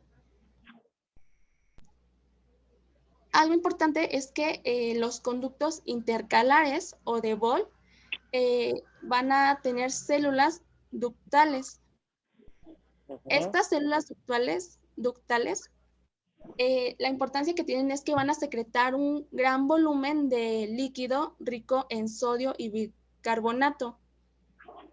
Principalmente están constituidas por agua, se dice que en un 98%, pero aquí lo importante es el bicarbonato, porque va a servir para neutralizar la acidez del quimo que va a entrar al duodeno y, bueno, para establecer un pH para la actividad de las principales enzimas pancreáticas. También tenemos a la secretina, que es una hormona polipeptídica que va a estimular a los conductos los conductos de Bol para secretar, pues como les digo, este líquido que tiene una concentración alta de bicarbonato, pero a diferencia de este es que no contiene enzimas. Y bueno, ya vimos que las dos hormonas más importantes son la secretina y la colecistocinina, pantocimina. Sí, la colecistocinina. Y bueno, ¿puedes cambiarle, por favor? Y ahora vamos a hablarles del páncreas endocrino. Cámbiale, por favor. Aquí lo importante van a ser los islotes de Langerhans, que son los principales componentes endocrinos. Estos se van a encontrar en todo el órgano, pero más concentradas en lo que es en la cola. Se estima que entre 1 y 3 millones de islotes constituyen pues el 1 o 2% de volumen del páncreas. Los islotes tienen una organización de forma esférica y entre ellas se van a encontrar vasos capilares, sinusoides o fenestrados, que esto es el sistema insulacinar. Insulares. Sí, a ver, hija, acuérdate que estamos en el sistema digestivo. Yo sé que tenemos que mencionar, y por eso te dejé que continuaras, porque tenemos que guardar una relación horizontal y vertical con respecto a nuestros otros módulos que tenemos. Sí, por eso te dejé continuar. Pero realmente a nosotros el tema que nos interesa es el páncreas exócrino. ¿Sí? Ahorita a manera de complemento, pues sí, hablamos del páncreas endocrino, pero nada más refiriéndonos a existen islotes del Langerhans, los cuales se van a encontrar diseminados en toda la glándula, se van a acumular más en lo que va a ser el cuerpo y la cola del páncreas, y punto, ya vámonos, hasta ahí llegamos, ¿sí? Entonces, todo lo que es el aspecto endocrino del páncreas lo vamos a revisar, pero ya en el aspecto de la materia del sistema endocrino. Aquí nada más lo que nos interesa en mayor proporción es que quede bien claro que nuestro páncreas exócrino, su unidad anatómico-funcional es el acino pancreático. ¿Cómo está constituido el acino pancreático? Pues por las células acinares, que son células piramidales que van a tener a su cargo la producción de la secreción ecbólica del páncreas. También podemos encontrar como constituyentes del acino pancreático a las células centroacinares, que estas células centroacinares las vamos a encontrar en menor proporción, pero que también va a tener bajo su cargo la producción de la secreción hidrolática del páncreas. Esas células centroacinares se van a continuar tapizando los conductos excretores del páncreas para formarnos las células ductuales. ¿Es importante que hablemos de las células ductuales y de las células centroacinares? Sí, porque como dijimos, está formando la secreción hidrolática del páncreas, pero además nos va a formar una glucoproteína que es muy importante para nosotros, que es el factor inhibidor de tripsinógeno. Esta glucoproteína se va a encargar de bloquear la activación proteolítica digestiva de todas las enzimas del páncreas, y de esta manera vamos nosotros a bloquear que exista una autodigestión del páncreas, ¿sí? Y no generamos una pancreatitis química en nuestro organismo, ¿de acuerdo? Entonces, eso es lo importante que debemos de recordar. Entonces, tenemos dos tejidos principales en nuestro páncreas, ¿sí? Que es el parénquima y el estroma. El estroma es el de sostén, lo que nos está recubriendo, lo que nos forma los tabiques de nuestra glándula, ¿sí? Y ese es nuestro estroma. Nuestro parénquima es el tejido funcional. El tejido funcional lo vamos a dividir en dos aspectos, que es los islotes de Langerhans, que tienen la función endócrina, y los acinos pancreáticos, que tienen bajo su cargo la función exócrina del páncreas. ¿De acuerdo? ¿Qué más, hija? Pues les iba a hablar de las células B, pero... No, ya no tiene caso que hablemos. Todo ¿Me eso permiten? se ve en endócrino. ¿Me permiten Sí, compartir ya, pantalla? claro. ¿Me permiten compartir pantalla nuevamente? Sí, Sí. doctor.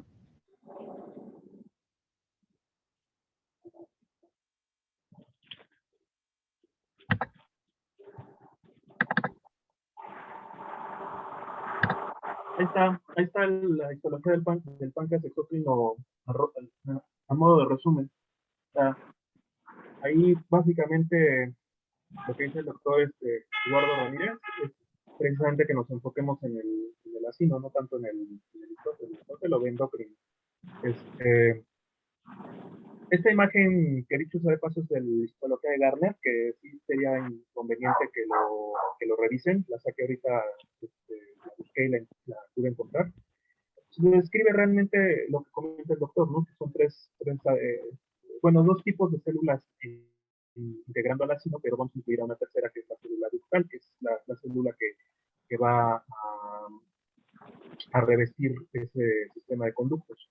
Entonces, centrándonos en el acino pancreático, nos interesa saber dos tipos de células. Las células periacinares, que están en azul ahí, o también llamadas células acinares, y las que están en amarillo, que están, si se dan cuenta, están en el centro del acino, por su localización precisamente, también por esta razón se les llaman células centroacinares. Pues tenemos dos tipos de células, las células acinares o periacinares y las células centroacinares.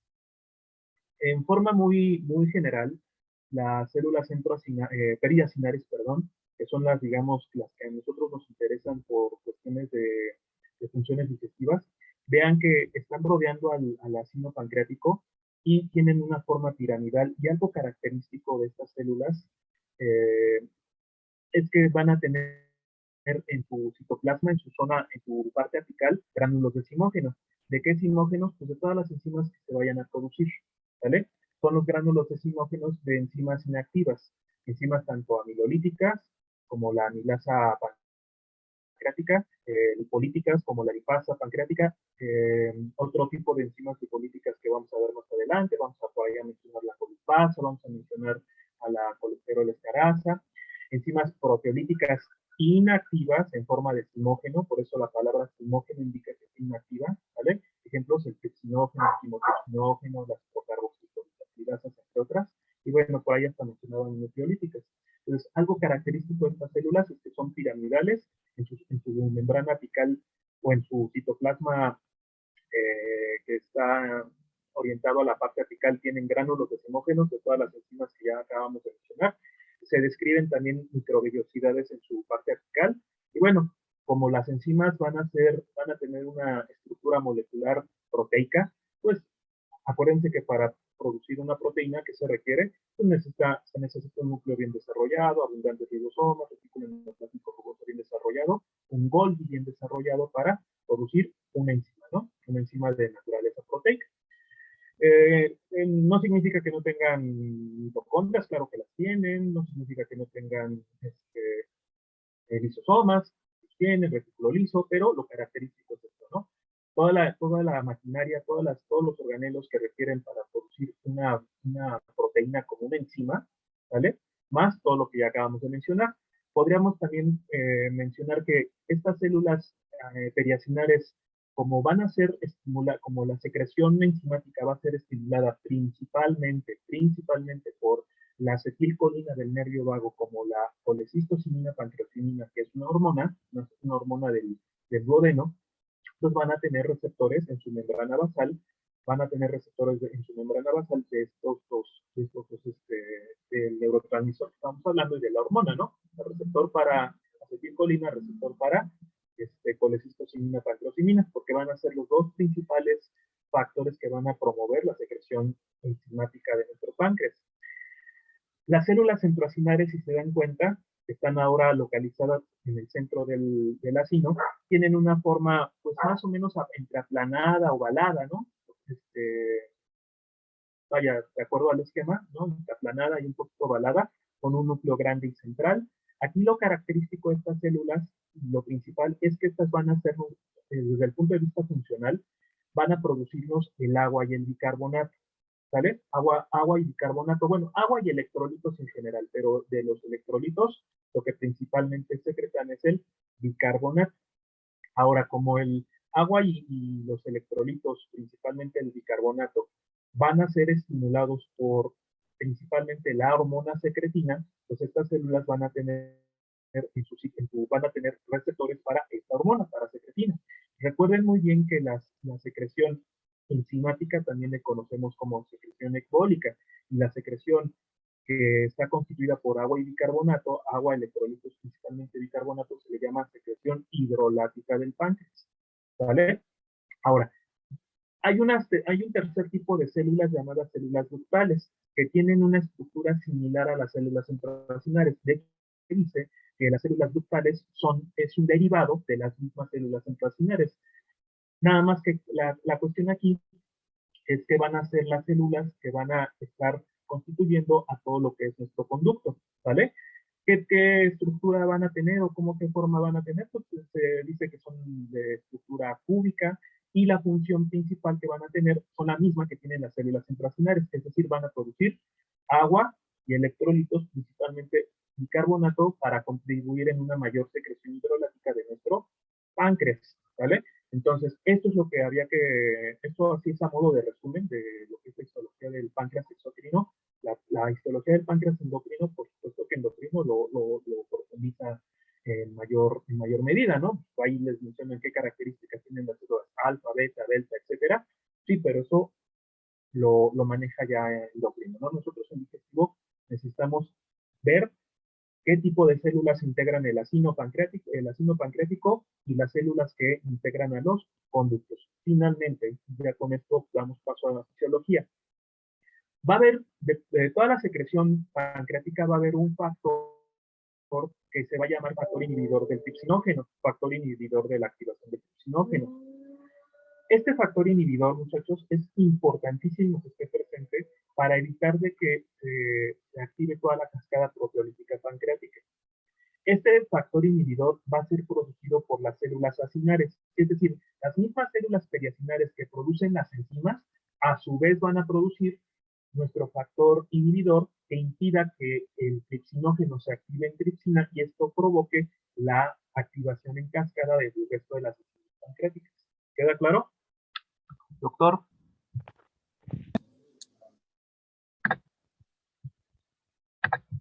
Muy bien. Vuelvan a proyectar su pantalla y continúen, por favor. Perdón, es que como voy saliendo del carro. Sí, no se preocupe, doctor. Mejor vaya manejando para que no vaya a ocurrir algún incidente o algo. Sí, adelante, bro, continúa. Bueno, continuamos con fisiología, por favor, jóvenes.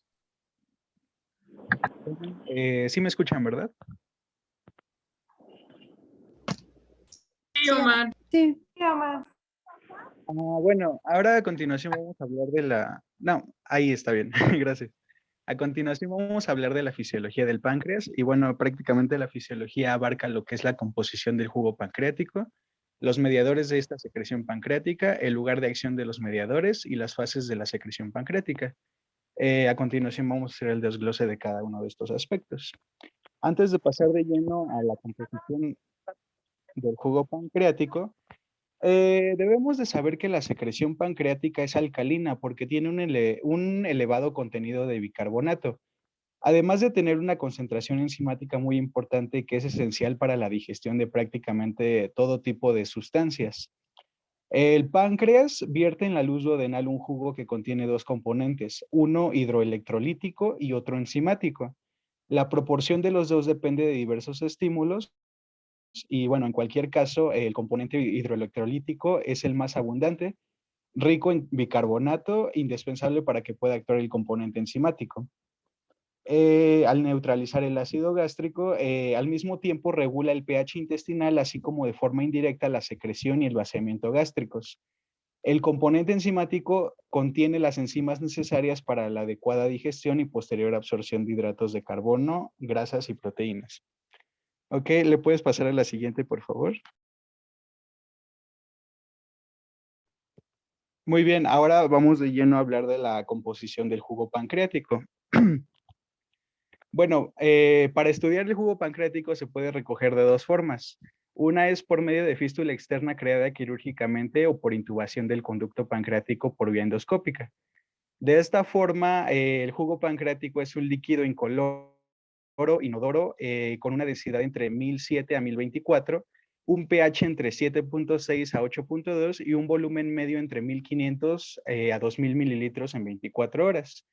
Y bueno, va a tener dos componentes fundamentales, que es uno acuoso y otro hidroelectrolítico. Este muy rico en bicarbonato que le confiere la alcalinidad indispensable para que actúe el segundo componente o también llamado enzimático.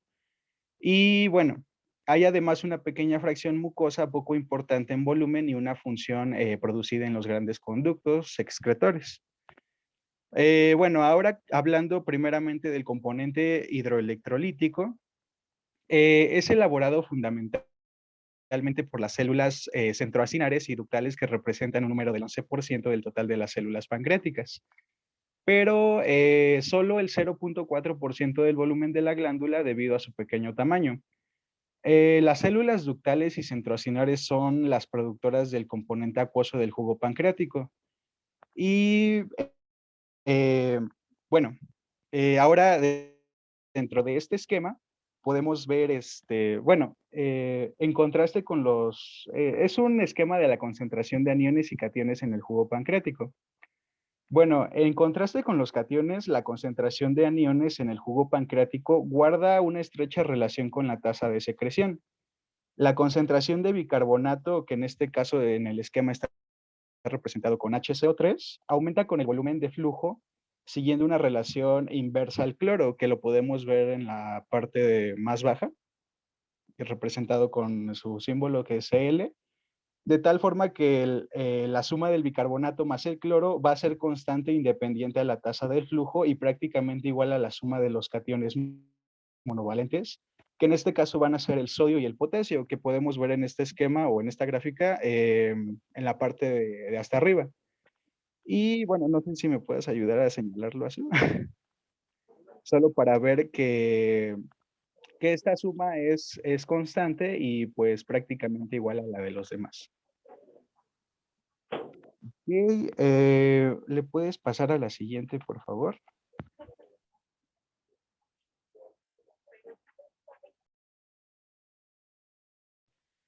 Ah, muy bien, ok.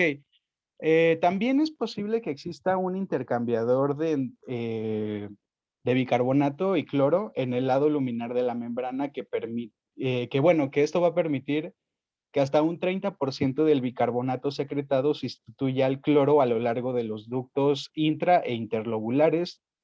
Y bueno, de aquí el enriquecimiento en bicarbonato del jugo pancreático y el descenso proporcional del cloro. Esto lo podemos observar en este esquema, en donde está representado en la parte derecha la cantidad de cloro y de bicarbonato, y podemos ver conforme, vamos bajando la secreción, va bajando la concentración de cloro y por ende va aumentando en este 30% la concentración de bicarbonato. Y bueno, básicamente es que este esquema es sobre los tipos de células y productos que secretan, en donde en este lado derecho de la figura vienen expresadas la relación entre el cloro y el bicarbonato a lo largo del recorrido ductal del jugo pancreático y bueno, obtenido por micropunción. Y para finalizar en esto, también como algo extra, como el jugo pancreático es isosmótico, con el plasma el transporte de agua se produce de forma pasiva y secundaria al de los solutos. ¿Le puedes pasar a la siguiente, por favor? Ok. Ahora, hablando del componente enzimático, vamos a tener que el páncreas tiene una extraordinaria capacidad para sintetizar y excretar proteínas. Estas son enzimas isimógenos y en mucha menor proporción otras proteínas como la albúmina, las inmunoglobulinas, la transferina o la lactoferrina, entre otras.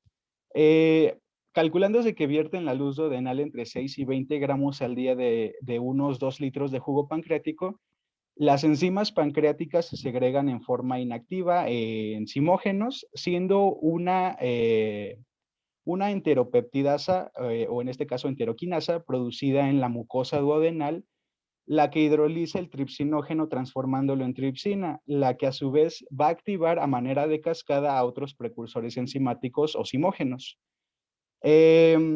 También es poco probable que haya una activación autocatalítica del tripsinógeno dentro de la glándula, al menos en el ser humano.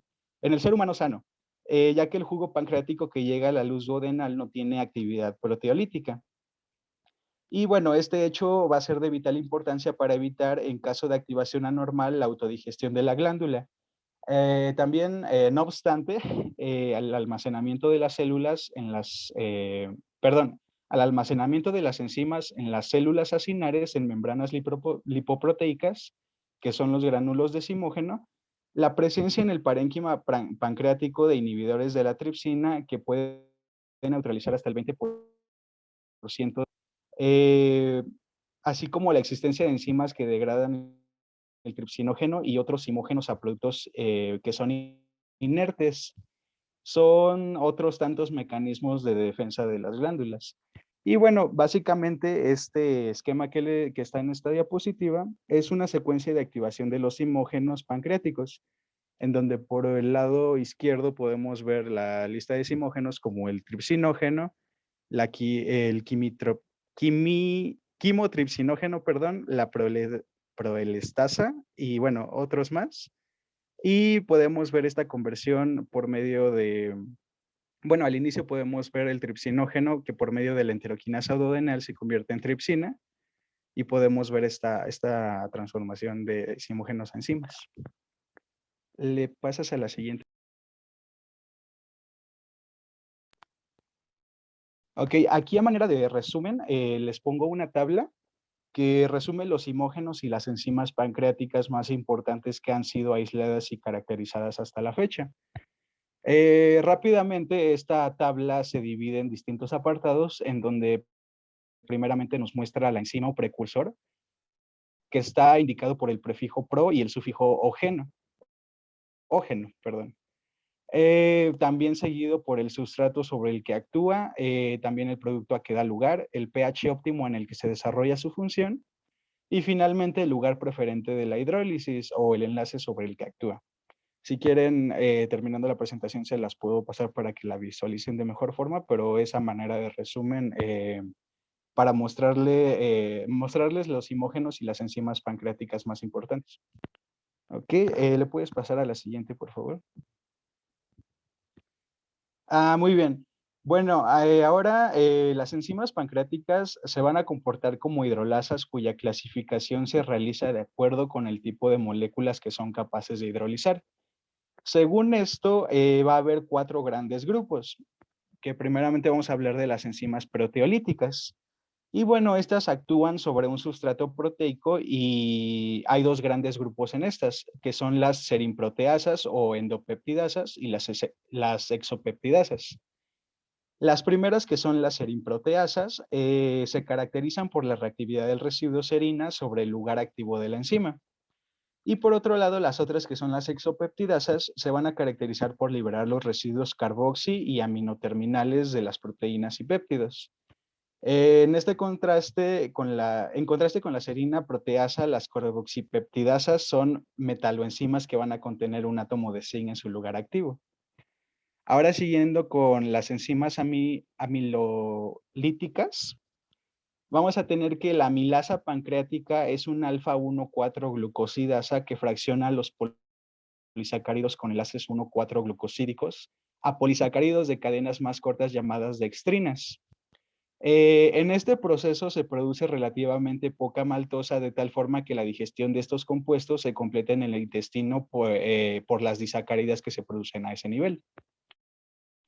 Y bueno, ahora siguiendo con las enzimas lipolíticas, vamos a tener que dentro de estas, la hidrólisis de los triglicéridos de cadena larga en el tracto digestivo humano se lleva a cabo por 3 lipasas diferentes, que va a ser la faríngea, la intestinal y la pancreática. En este caso, la más importante aquí es la última, que es la pancreática. Y bueno, esta última también va a ser importante en la digestión de las grasas de la dieta. Y... Perdón. Ahora seguimos con las enzimas nucleolíticas. Y bueno, el mayor interés de la ribonucleasa o ARNasa y de la desoxirribonucleasa o ADNasa va a radicar en el hecho de que se comportan como marcadores de enfermedad pancreática. La primera va a estar elevada en el carcinoma de páncreas y la segunda se ha encontrado disminuida en el jugo duodenal. Tras estímulos con hormonas pancreáticas en la pancreatitis crónica y en el cáncer de páncreas, bueno, también por otro lado su función hidrolítica se ejerce sobre los enlaces fosfodiéster que unen los nucleótidos en los ácidos nucleicos. Y bueno, eso sería todo en cuanto a en cuanto a este grupo de 4 enzimas. Y ahora pasamos a la siguiente, por favor. Ok, ahora vamos a hablar de los mediadores de la secreción pancreática. Y para entender esto, debemos de saber que la regulación de la secreción pancreática es el resultado de una compleja interacción entre estímulos hormonales, incluso parácrinos, o también se les llama locales. Y bueno, también los neurales, que en el ser humano no son muy difíciles de individualizar. Eh, Antes de considerar la respuesta integrada del páncreas ante un estímulo fisiológico, por ejemplo, el de la comida, vamos a conocer los mediadores que intervienen en la misma y, bueno, su mecanismo de acción también.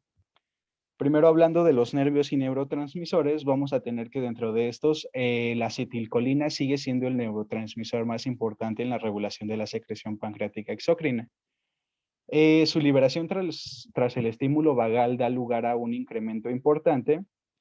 Va a dar un lugar incremento importante en la secreción enzimática y menos llamativa del componente hidroelectrolítico. Por tanto, su estímulo positivo va dirigido principalmente a las células acinares. También vamos a tener aquí a la neurotensina, que es un péptido que tiene efecto sinérgico con otros reguladores hormonales.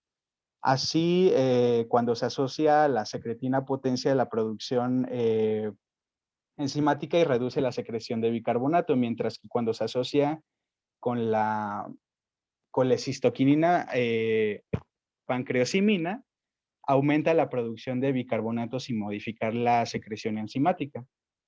Y bueno, por último, diremos también que los nervios autónomos simpático y vago no solo influyen de manera directa a través de los neurotransmisores en la secreción pancreática, sino que también lo hacen de forma indirecta. Y bueno, también ahora pasando con lo que son las hormonas y agentes parácrinos dentro de estos mediadores de la secreción pancreática, vamos a tener que la secreción pancreática exócrina, además de estar regulada por estímulos nerviosos, lo que está también por una serie de péptidos que se liberan en las células endocrinas, que van a revestir el tracto digestivo y ejercen su efecto a distancia, y otros que se producen con el propio páncreas y cuyo efecto, por tanto, va a ser local. Dos de estos péptidos, que es la secretina y la colecistoquinina pancreosimina, desempeñan un papel fundamental en la estimulación pancreática. La función de otros, como la gastrina, la insulina y el glucagón, es más especulativa a nivel pancreático, aunque tienen un claro papel regulador en otros tejidos. Y bueno, los niveles en sangre de la secretina a raíz de una comida estándar están en relación directa con la acidificación duodenal producida por el paso del bolo alimenticio del estómago. De tal forma que la neutralización del ácido de la secreción ácida reduce de un modo importante esta respuesta. Sin embargo, el descenso del pH duodenal, que es la acidificación, no es el único estímulo para la liberación de secretina, ya que las grasas y sales biliares intervienen en menor grado. Y bueno, también la colecistoquinina pancreosimina se produce en células endocrinas localizadas en la parte superior del intestino delgado. Bueno, los niveles sanguíneos de la misma aumentan entre 5 y 10 veces como consecuencia de una comida. Los productos de degradación, de las grasas, también de las proteínas y de los polisacáridos, y en menor cantidad la acidificación duodenal, son estímulos más potentes para la liberación de la colecistoquinina pancreosimina. Bueno, en el ser humano, al contrario de lo que ocurre con la secretina, estimula fundamentalmente la producción enzimática y en menor grado la hidroelectrolítica. A nivel celular, no solo tiene distintos receptores que la secretina, sino que también el segundo mensajero es distinto, ya que su efecto se ejerce aumentando el calcio libre en el citosol. Y ¿le puedes pasar a la siguiente, por favor? Sí, sí es este. Ok, bueno. ¿Sí me escuchan? Sí, sí, Sí, sí, sí, dígame. sí. Es que me marcó que mi internet estaba inestable.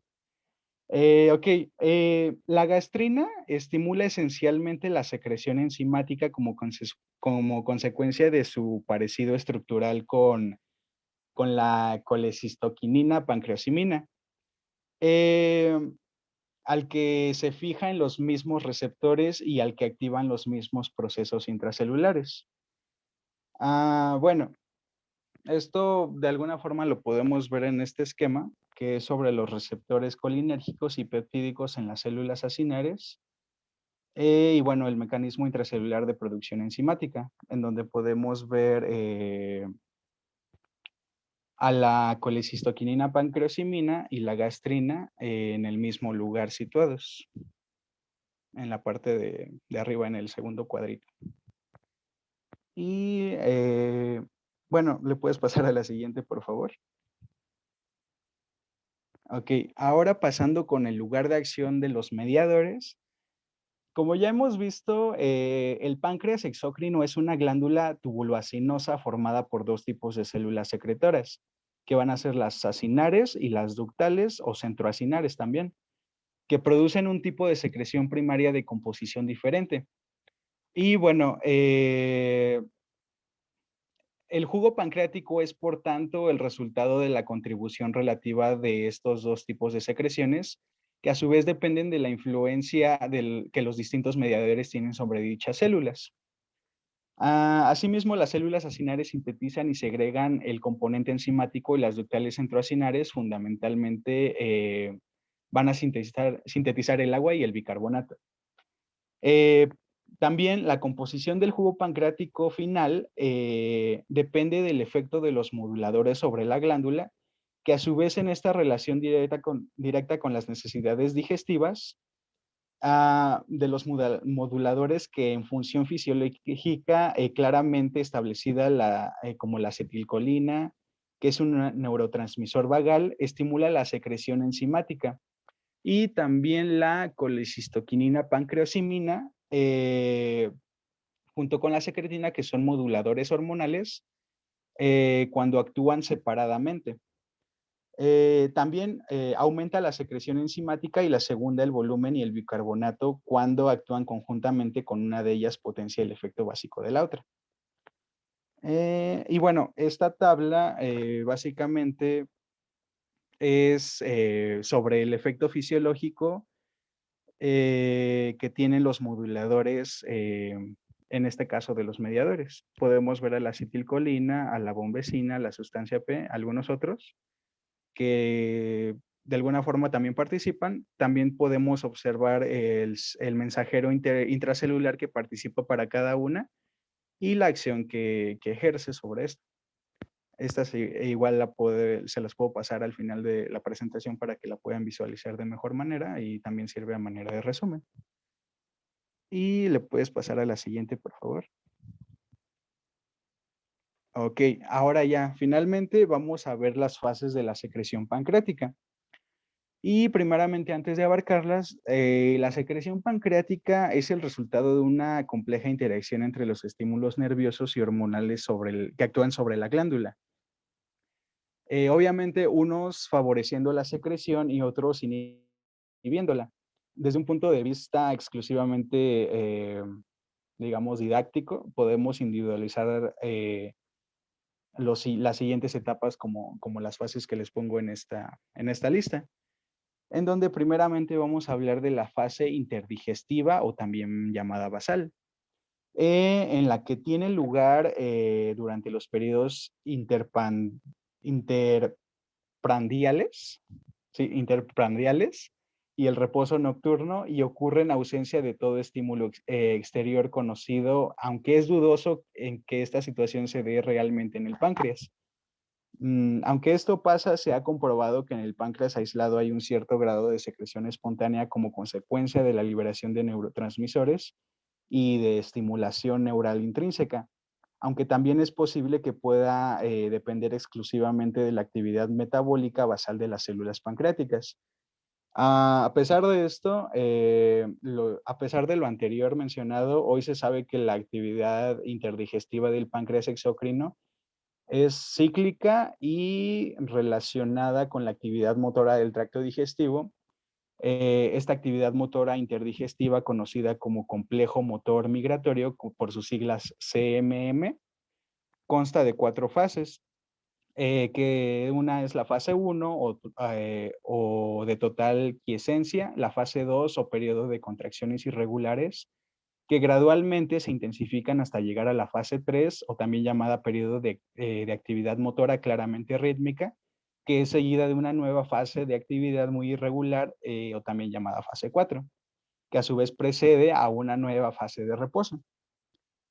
Ahora, siguiendo el orden de la lista, tenemos a la secreción postpandreal, en donde de esta van a partir las siguientes fases. Y bueno, la respuesta secretora del páncreas exocrino a la comida se divide solo con fines descriptivos, ya que en realidad estas fases se van a superponer y se dan simultáneamente en las siguientes 3 fases, que es la cefálica, la gástrica y la intestinal.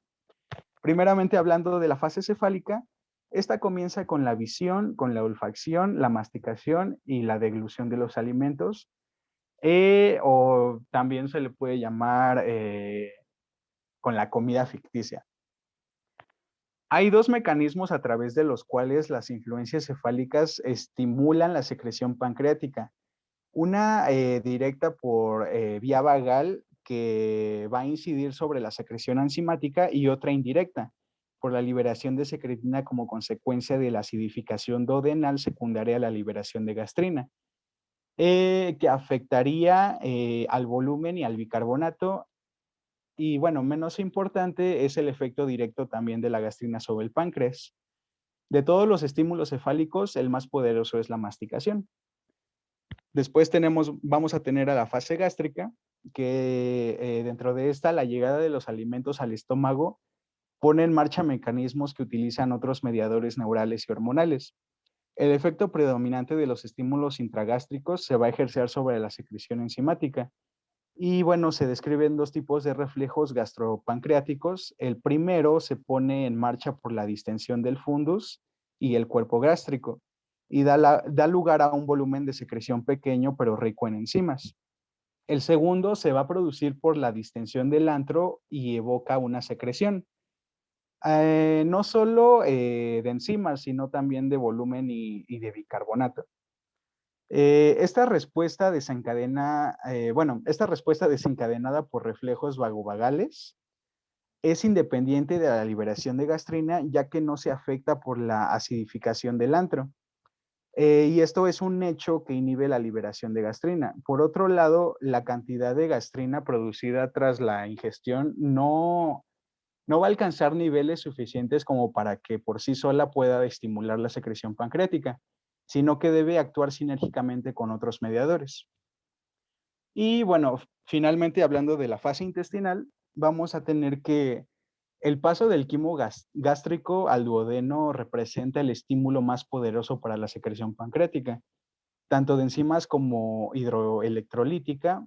Y bueno, el mediador más importante es el hormonal, aunque los reflejos enteropancreáticos vagovagales también puedan intervenir.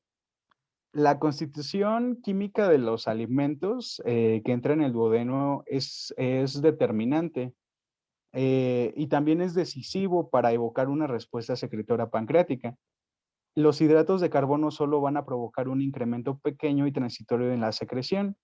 Y bueno, los péptidos y aminoácidos, en particular los aminoácidos esenciales, van a dar lugar a una respuesta más intensa y duradera, en especial de las enzimas, representando aproximadamente el 50% de la máxima capacidad secretora de las mismas.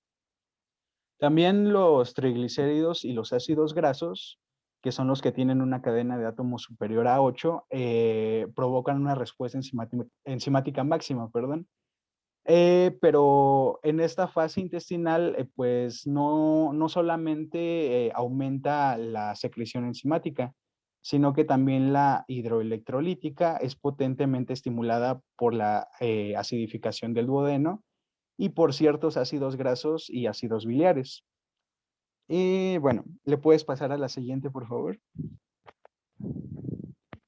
Y bueno, básicamente en este esquema se sintetiza de alguna manera lo que acabamos de explicar. Este es un esquema que sintetiza los mecanismos de control de la secreción pancreática, en donde podemos ver el efecto predominante sobre células acinares que están identificadas con los puntos negros en la parte izquierda. También podemos ver el efecto predominante sobre células centroacinares ductales que tienen que ver con la secreción acuosa y el bicarbonato. Estas están representadas por los cuadros, los cuadritos en la parte de izquierda que no tienen color. Y también podemos observar el efecto mixto. Esto representado en la parte de hasta arriba, donde dice cefálica con cada una de las características de esta fase, que es la masticación, la vista, el olfato y el gusto, que eran los determinantes que participaban en esta fase. Y bueno, básicamente se pueden observar como que las características que definen a cada una de las fases en este esquema. Y eso sería todo por nuestra parte. Muchas gracias por su atención.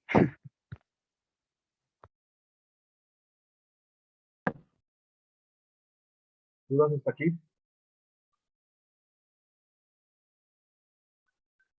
¿Dudas, preguntas, algo que quieran agregar o comentar? ¿No? No, doctor. No, No, doctor, doctor, gracias. Doctor, gracias. Bueno, pues damos por finalizado entonces la sesión. Hasta luego. Adelante, sí, está bien. Bueno, ahora pues. Entonces, doctor Eduardo Ramírez, ¿algo que comentar? ¿Algo final? No, nada. Estuvo muy completo. Bueno, yo ya sabes que necesito el pizarrón para poder dar mis resúmenes, pero ahorita pues me es imposible y de hecho ya voy a empezar ahorita la sesión aquí en la clínica. No, todo está muy bien. Los felicito, estuvo muy bien. Un poquito extenso. Acuérdense que les dije que se tienen que ajustar a los tiempos que les doy. Entonces procuren hacerlo, por favor. ¿Sí? Entonces, si no hay nada que comentar, si no hay dudas al respecto de los temas, pues entonces demos por concluida la sesión del día de hoy y nos vemos la próxima semana. Recuerden que creo que la semana que entra tenemos examen, chicos. Entonces, pónganse a estudiar, por favor. ¿Sí? Si hay alguna duda, alguna pregunta, pues en la próxima clase me dicen. De los dos temas, tanto de vías biliares y vesícula biliar como de páncreas, si tienen alguna duda, pues me avisan. ¿De acuerdo? Y está el doctor Campos también para que nos esté apoyando también. Y si hay dudas con él también, él tiene muy buenos esquemas que se fijaron ahorita. Muchos de los esquemas que nos presentó, muchos de los diagramas que hizo, están fabulosos y nos sintetizan mucho lo que estábamos hablando acerca de los temas que revisamos el día de hoy. ¿Sí? Muy bien, Eduardo, entonces hasta ahí lo dejamos si quieres. Ok, vale pues. Sí, doctor, Bien. muchas gracias. Gracias, Gracias, doctores. Bonito fin de doctores, semana. hasta Bonito luego. Bonito fin de semana. Hasta luego. Hasta luego. Gracias, doctores. Hasta luego. Hasta luego. Hasta luego a todos. Hasta luego, doctor. Hasta luego, Eduardo. Muchas gracias. Bye. Bye.